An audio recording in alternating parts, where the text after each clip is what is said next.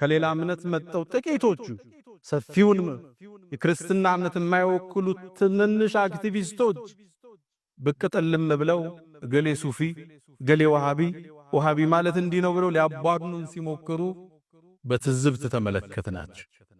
የነሱን ድምጸት ደግሞ ይዞ ያስተጋባ ሱፊያ ነኝ ብሎ ያመነ ደግሞ አንዳንድ ዲኑ ያልገባው ወጣትንም ተመለከትን።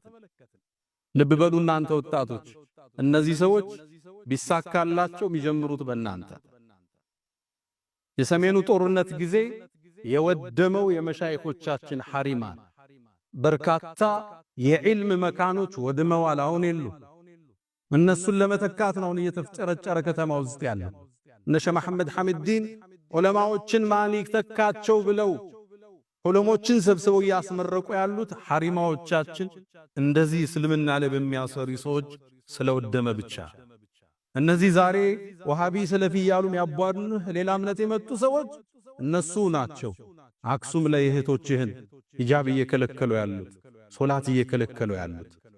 ሙስሊም እስልምና አንድ ነው። ኢትዮጵያ ውስጥ ያለ እስልምና ባረግነው ጥናት ከሌላ ሀገር ያለው እስልምና ጋር አንድ አይደለም። ሱፊዩና ሰለፊዩ መሃል ያለው ልዩነት ቅርንጫፋዊ አሊያም ፍቅሃዊ አህካሞች ናቸው። ከሁለቱም ጥርዝ የረገጠ ይኖራል። በሱፊያ ስም ቀብር ውስጥ የሚያመልክ ጠንቋይ ጋር መሄድ ይኖራል። ይሄ ሱፊያውን አይወክልም። ሱፊያኛ ምንላቸው አጼዎቹ ጋር የታገሉ አይማዎቻችን ፍትህ ያቀሩ፣ ተፍሲር ያቀሩ፣ ነህውና ሰርፍን ሲያቀሩ የኖሩ እንደነ ጀማ ንጉስ ያሉ፣ እንደነ ሻሃሊ ጎንደር ያሉ፣ እንደነ አብሬትነ ዳና እነ ሾንኬ የመሰሉት ናቸው የሱፊያ አረማዎቻችን።